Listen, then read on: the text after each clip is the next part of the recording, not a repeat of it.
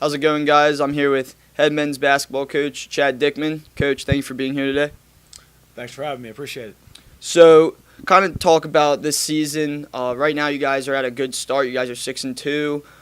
You guys are battling, different programs, and I noticed you have a few D1 programs on your schedule this year. So, kind of talk to me about that and how you kind of see that going this year. Yeah, we've gotten off to a solid start so far. We're 6-2.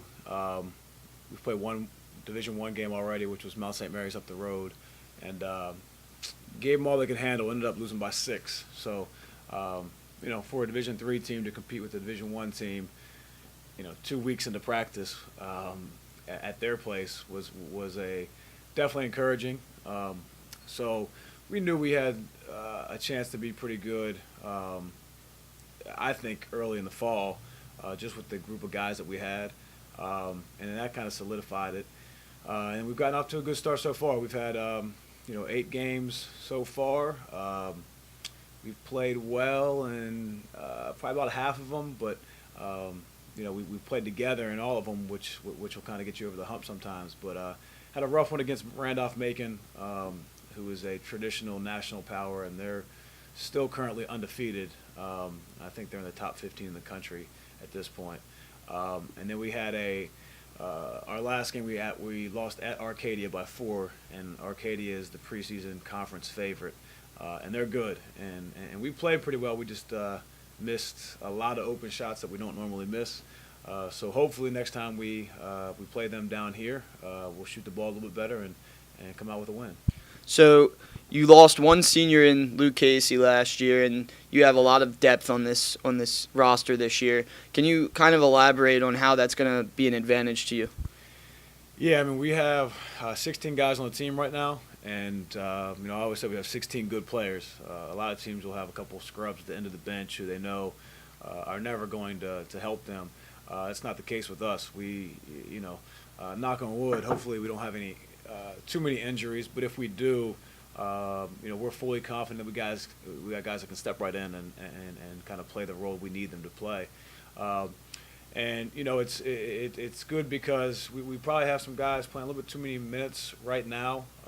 So it's always nice to be able to get those guys a little rest throughout the game, and we need to do a better job of that.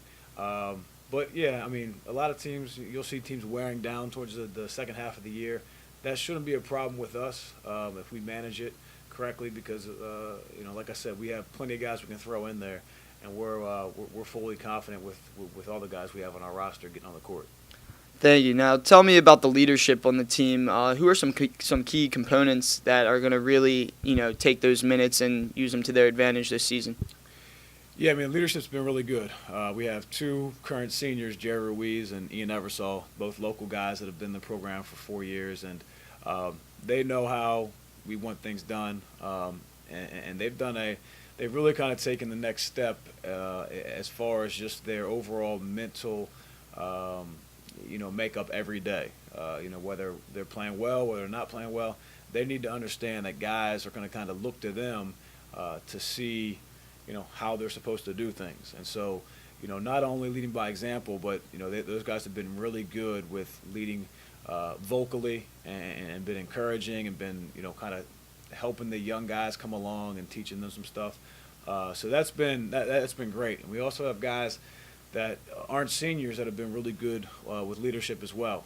So that's made this season, it's been a lot easier to coach this year's team, just because those guys, it's easier when you get players trying to get other guys to buy in. I mean, the coach is always going to try to get guys to buy in, but when you have players trying to get other guys to buy in, it makes it a lot easier to handle from a coaching staff standpoint.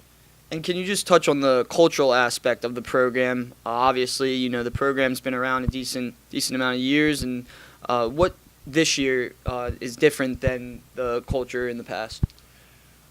This year, I think the guys they just have a little more pride in the program. I think our team chemistry is great. We got guys that don't want to lose, and they like seeing each other do well. Some teams, whether you like it or not, some guys are are not going to want to see guys ahead of them doing well because that means that they may not play as much. I don't see that with this team. We have really good, like I said, chemistry. We got good energy from even the guys that aren't playing a whole lot, which is always tough. It's a tough situation to be in, but they're staying together, and I think they got their eyes on the bigger picture where, it's not about one guy. It's not about stats. It's not about how many minutes did I play.